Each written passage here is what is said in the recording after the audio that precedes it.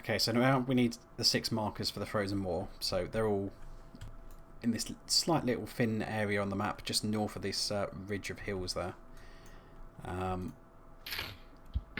All pretty straightforward.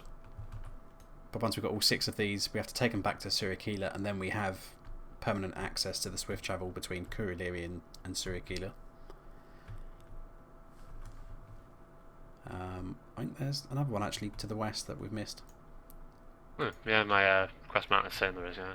Because it's, now it's not a region. I think there's actually more than 6 markers. There probably is more than 6 markers, but fuck it. That cave. Oh yeah, the cave, yeah. We have no reason to go in this cave, but that is part of the epic storyline, I think. Yeah. A lot of the epic storyline takes place on this side of essentially using Kuruliri as its main little bit, like main hub. So whilst it may look a little bit deserted over here, it kind of isn't, I guess, just because of the epic book taking place over here. Mm. But we also run into a familiar face from our past as well. Yeah. Who will show God damn it!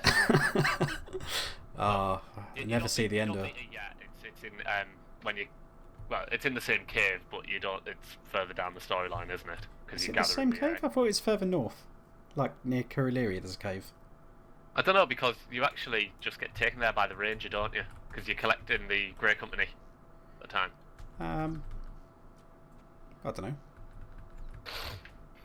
I'm pretty sure there's a cave entrance just like to the west of the entrance to that White Ruins that you have to manually run up the hill and get into. I'm pretty sure it's that one.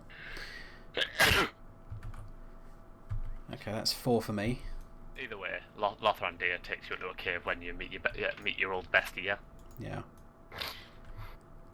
Something else as well we haven't done while we've been in Forochel. We haven't said hello to Tora Hamas. We might have to go say hello to him. Probably die horrifically if we've tried fighting him. So I wouldn't recommend it. Because us two on level, I've got no hope in hell of killing that bastard. But he's pretty cool. One more marker? Yep. Yeah, there's definitely more than that. I'm still getting like 3 dots on my screen and that.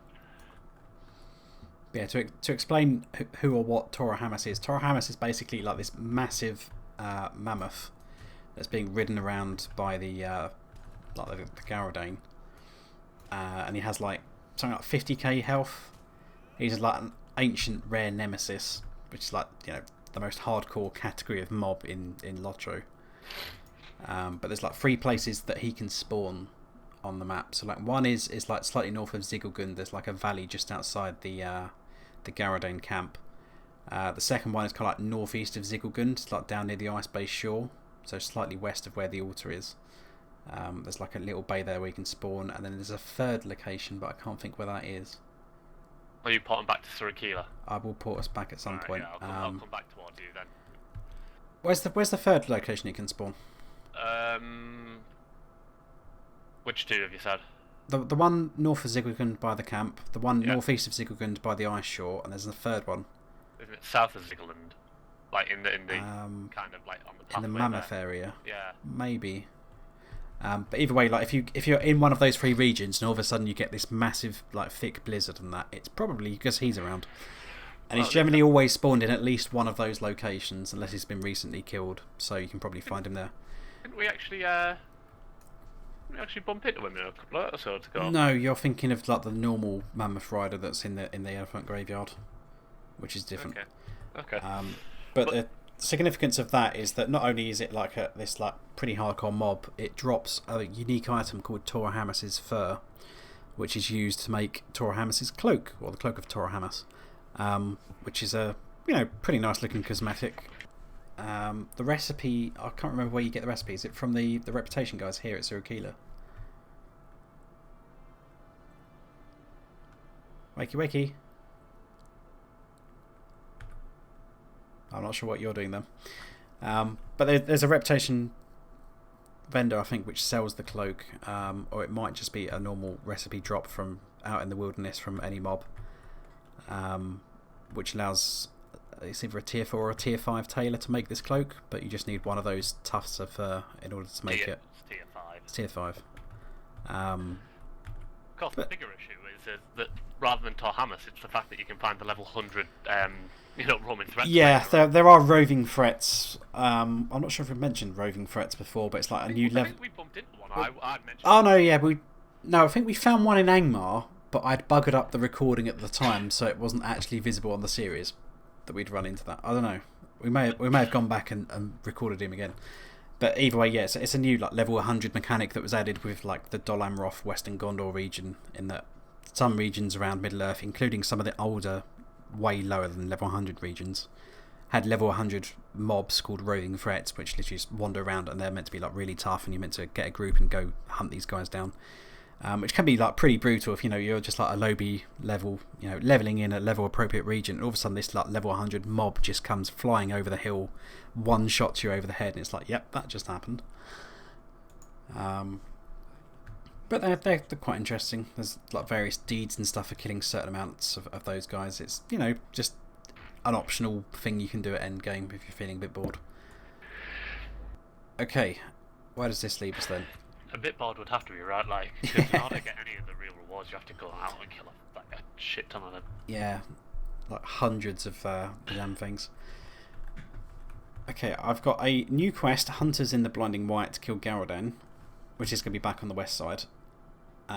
Also need to bring the Frozen Amulet to Nika and the arrow back to Kuriliri. So I think Nika is also... He's the guy back who commands the camp over the far side, yeah. No, he's not. He's east of Ziggelgund in that valley. Is he? Yeah. Ah, I'm going to cheese over there. Screw it. Save myself a bit of time. So Nika's a friendly Gaunt. He's just living in isolation as a hermit, making strange purple circles on the ground. Okay, you've cheesed to him as well. I was going to say, let me a nut if you don't want to use a Mithril. He's got a follow-up quest. Actually, while we're down here, let's see if Torhammus is outside this location. Cold as Death. Summon and defeat Delu Cheleg. Wait, who's back up in the ruins? Which is listed as a solo quest, so maybe they've changed it. Yeah, we'll find out. Well, this is a Grim and it's aggro, so fuck it. Murder him.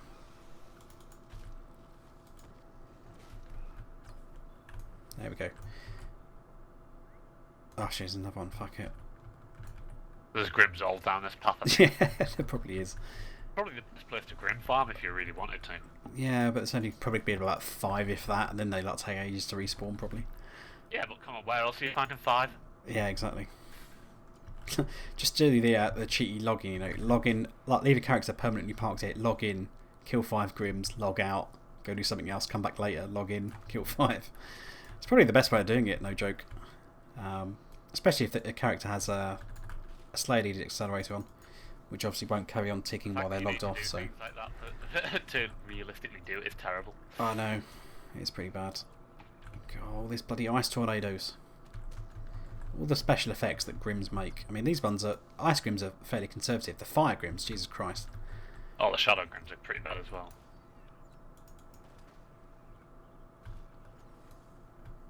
Okay, there's one more.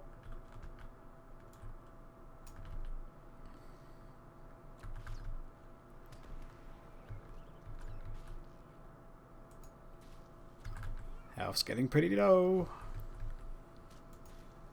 There we go. Right. Let's mount up then. Is Torhammus nearby? No. Because I think if he was here, he would be over here, slightly further east. Actually, it could be there. It just might be not visible if we go over.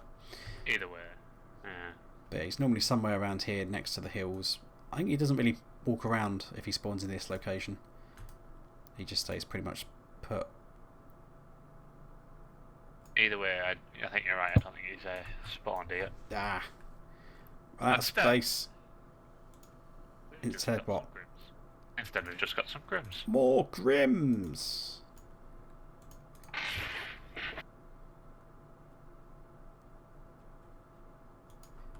There we go.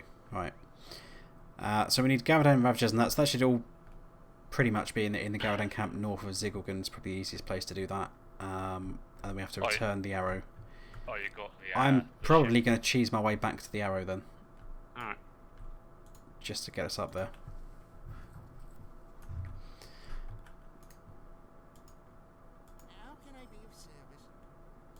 get that done because he's got a follow-up quest. Hunt the Garaden until you find Firmair's map,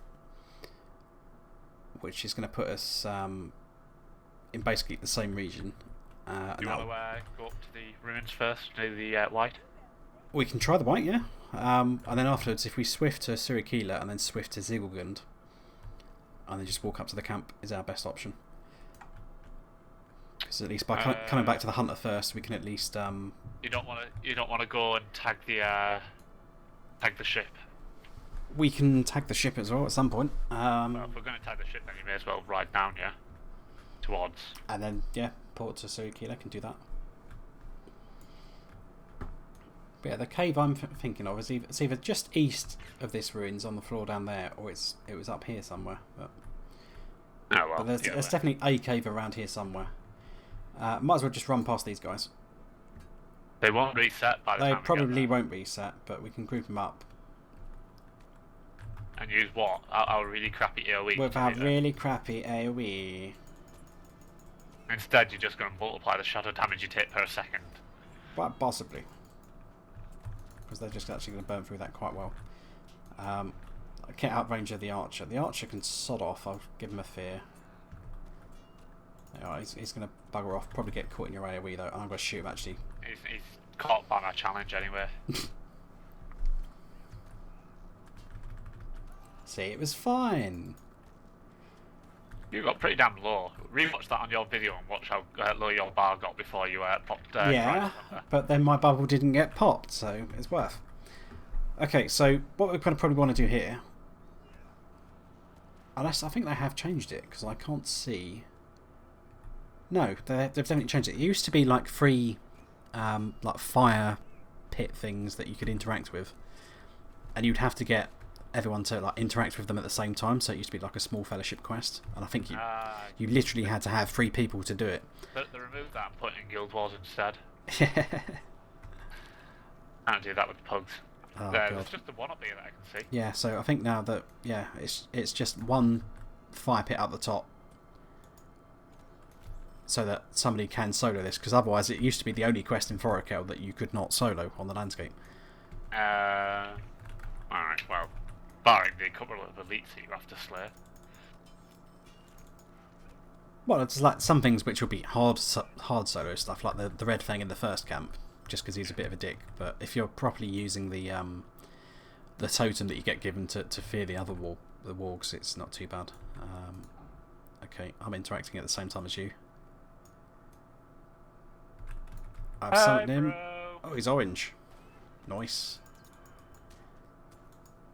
And this is a Gaunt Lord. Or a really crappy Gaunt Lord. Yeah. And he has stunned my ass. Pew pew pew. There we go. He is now dead. Bog standard.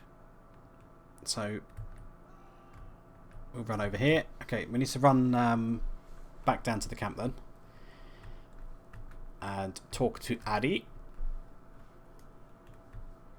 And then that will hand in that. I think that should be the end of that quest chain. Then we just. I can't remember it going any further. Yeah, I don't think there's not really much over here to go further with. Exactly. So then after that, I think we've got this final quest for the Hunter of the Fellowship. I think there's nothing else after that one. And I can't remember if that Garaden quest line is going to go any further as well. So I think we're on the last batch of quests. Where are we going? There he is. So probably got no room in my bags for this. So just give it some crap.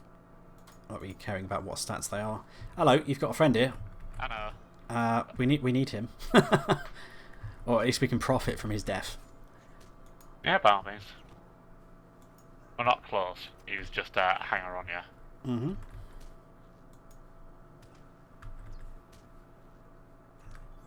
There we go. 106. So I think if we ride down then to the boat, just have a little peek around there.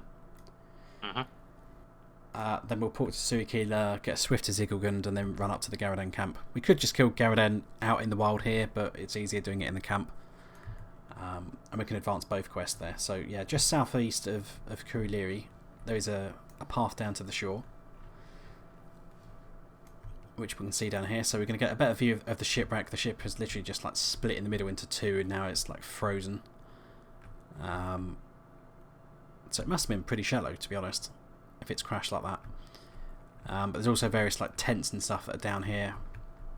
I'm not sure which one is under control. There we go. We found Hililiru, which I can't remember what you said it was translated to. It was to do with something camp, wasn't it? Yeah. But there we go. So I think we can actually get on the ship. Oh, there we go. Look. You actually have to, yeah, because we can actually even meet Arvidui, even though we're not on that quest yet. So there we go. I see him. Looks pretty cool. But yeah, if you were doing one of the later Volume 1 epic books, you actually have to come and speak to him and speak to his ghost. So that's pretty cool. You get a bit of a session play going on as well, don't you? You do. There's various session plays. There we go. We can actually go inside the belly of the ship. I don't want to go too far because, yeah, if I set one foot in that water, we die horrifically. There is actually quite a good view from the back of the ship. We can actually see... what's the instance island called? Sarisurma, that's the one, which is one of the level 65 instances. So that's the one that's related to that stone that we picked up earlier. King of the Mountain. Yeah. Which translates as the Isle of Death or something like that, doesn't it? Yep. But the final boss at that, I mean, you can kind of see it here. There is like a cave entrance coming out of the top of that mountain, and then there's like this plateau at the top where you fight this boss. And he's got various special attacks where either he pulls you towards him, which can include over his head, or he pushes you away. So you have to pay attention to what he's saying, otherwise he kicks you off the top of that mountain. And as you can see, it's a very long way down. So yeah. He did have a habit of throwing people off the mountain back in the day. So yeah, especially if your like teammates are not paying any attention, or you're pugging it with random strangers on the internet. Quite often they would get punted off, and the problem is if they get punted off, they die, and they have to run all the way back from the start of that instance. So for the next 2 minutes, you're a man down, or more common is that you're 4 men down because 4 men have been kicked off the mountain. But yeah, that's quite. I'll tell you what though, that platform's not as big as it actually looks up there. Yeah, it's a lot smaller. It actually looks fair sized up there, but trust me, it's not. Yeah. Okay, I'm going to guide us then to Circula, which will take us there, and we should also now see, yeah, we've got the cross swords on the map. It's blue because we control it, the good guys. The other one's under enemy control at the moment, so that's a bit of a shame.